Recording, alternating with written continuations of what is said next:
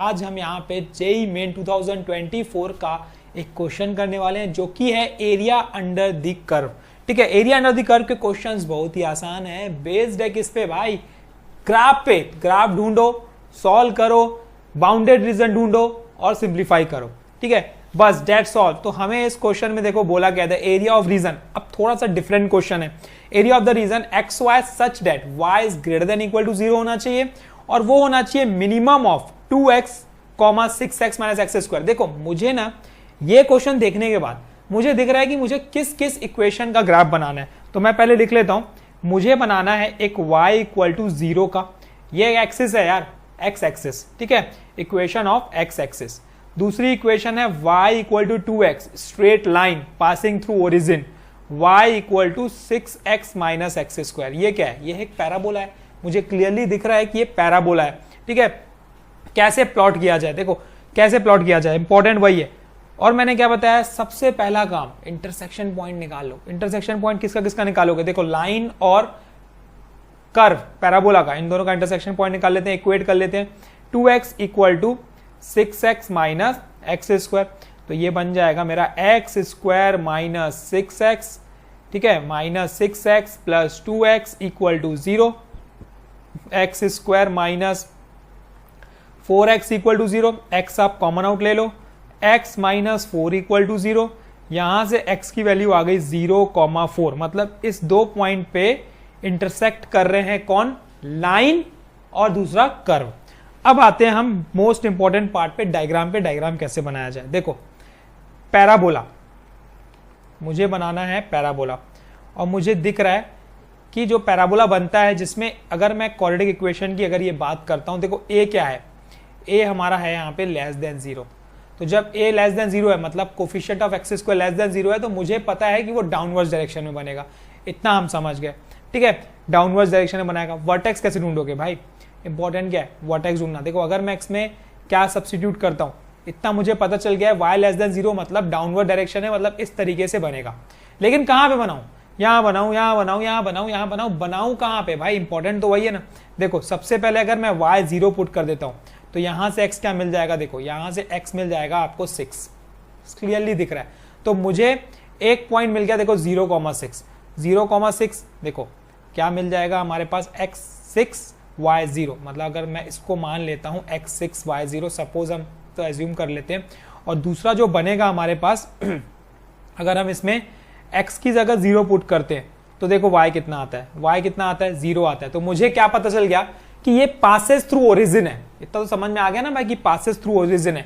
तो अब कुछ ग्राफ बनेगा ना, तो ग्राफ कुछ इस तरीके का बनेगा। देखो जो ग्राफ बनेगा वो इस तरीके से बनेगा, पासिंग थ्रू ओरिजिन से जाएगा और ये कुछ इस तरीके से ये कट करके जाएगा। तो ये पॉइंट सपोज मेरा मिल गया 6,0, ठीक, ये पॉइंट 0,0, मतलब इस तरीके से कुछ जाएगा। अब दूसरी बात आती है इक्वेशन ऑफ लाइन की। इक्वेशन ऑफ लाइन कहां से? देखो y इक्वल टू 2x मतलब पासेस थ्रू ओरिजिन, ये भी ओरिजिन से पास होगा। लेकिन ओरिजिन से पास तो होगा, लेकिन वो किस तरीके, इधर जाएगा, ऊपर जाएगा, किस साइज जाएगा भाई ये भी देखना पड़ेगा। लेकिन मुझे पता है कि ये दो पॉइंट पे कट करके जा रहा है कर्व को। इंपॉर्टेंट है, देखो समझो कि मैं बोलना क्या चाह रहा हूं। दो पॉइंट पे कट करके जा रहा है और वो दो पॉइंट है 0,4। तो एक तो ये हो गया 0, अब ये 6 है तो यहां कहीं पे सपोज हो गया 4। ठीक है, तो ये पॉइंट सपोज कहीं पे हो गया 4। तो यहां पे जो लाइन जाएगी वो कुछ इस तरीके से जाएगी, है ना, ये इस तरीके से जाएगी। अब ये सपोज क्या हो गया हमारा 4 पॉइंट हो गया। एग्जैक्ट बनानी, एग्जैक्ट ये हमारा क्या हो गया, सपोज 4 पॉइंट हो गया। ठीक है, तो मतलब ये हो गई मेरी लाइन, ये हो गया कर्व, ये दोनों इंटरसेक्ट करी थी, मुझे बन गया, डायग्राम मेरा बन गया। अब बाउंडेड रीजन देखते हैं, y इज इक्वल टू 0, वो कौन सी लाइन हो गई, ये x एक्सिस। अब बोलो क्या बोलता है, y इज ग्रेटर देन 0 होना चाहिए। ग्रेटर देन 0 मतलब यहां ऊपर की बात किया, इतना हमें समझ में आ गया कि ये ऊपर की बात कर रहा है। y is less than minimum of this. देखो यहां पे ध्यान देना है, मिनिमम मतलब हमेशा छोटी वैल्यू होती है।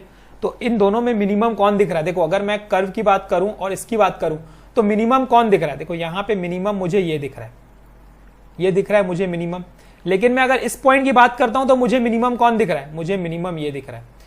सिंपल सा कॉन्सेप्ट है। देखो अगर मैं इसकी बात कर रहा हूं तो ये कर्व ऊपर है, तो मतलब मिनिमम कौन सी वैल्यू ये हुई। लेकिन अब मैं इस साइड की बात करूंगा तो देखो यहाँ पे लाइन ऊपर है तो ये मिनिमम, तो मिनिमम की बात करेंगे तो ये हुआ। तो यहाँ पे ये हमारे पास एक पॉइंट मिल रहा है ब्रेक पॉइंट, तो यहां पे तो लिमिट चलेगी 0 से लेकर 4, ठीक है। तो मैं एक स्ट्रिप लगाऊंगा यहां पे, मुझे क्योंकि एरिया इसी का निकालना है, तो एक स्ट्रिप चलेगी ऐसे जो कहां से कहां तक चलेगी 0 से 4, और एक स्ट्रिप चलेगी ऐसे जो कि चलेगी 4 से लेकर 6। जब 0 से 4 की बात करेंगे तो मिनिमम हमारा ये है, और जब 4 से 6 की बात करेंगे तो मिनिमम हमारा ये है। बस दैट्स ऑल, इतना सा कॉन्सेप्ट समझना था। अब देखो लिखने का तरीका क्या है, area equals to integration of, कहां से कहां तक चलेगा 0 से लेकर 4, बाउंडेड रीजन हमने पता कर लिया है, किस पे टच करके जा रहा है, लाइन पे। इन दोनों का मिनिमम कौन है, लाइन है, तो 2x, तो ये हो गया 2x dx प्लस ये चलेगा 4 से लेकर 6, किसका, कर्व का, ठीक है। तो ये हो जाएगा मेरा, यहाँ पे ये dx है और ये y है, ठीक है ना, y into D x land in the bracket, तो ये हो जाएगा 6x minus x square, 6x minus x square. अब सिंपली हमें क्या करना है, सिर्फ इंटीग्रेट करना, वैल्यू पुट करना है। द मोस्ट इंपॉर्टेंट चीज क्या है, इन टाइप के क्वेश्चंस को अगर बनाने का आना चाहिए आपको, तो ग्राफ है, कर्व है, वो अगर प्लॉट करना सीख गए तो आपसे बन जाएंगे। और ये कैसे बनाओगे, प्रैक्टिस करने से। बहुत सारे क्वेश्चंस हम यहाँ पे करेंगे, आप भी हमको देखो, वीडियोस देखो, समझ में आ जाएगा कि किस तरीके से प्लॉट किया जाता है, तो समझ में आते जाएगा आपको और आप इजिली बना पाओगे, ठीक है।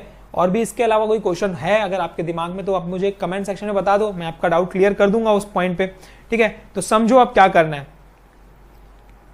2x स्क्वायर बाय 2, ये 2 कैंसिल हो गया, ये चल रहा है 0 से लेकर 4, प्लस ये क्या हो जाएगा 6x square by 2 minus x cube by 3, limit चल रही है हमारी 4 से लेकर 6, ये हो जाएगा 16 प्लस ये 2 1 टाइम, ये 3 टाइम, 6 इंटू ये हो जाएगा 3 इंटू 36, 3 इंटू 36 का कितना हो जाएगा 108, ठीक है।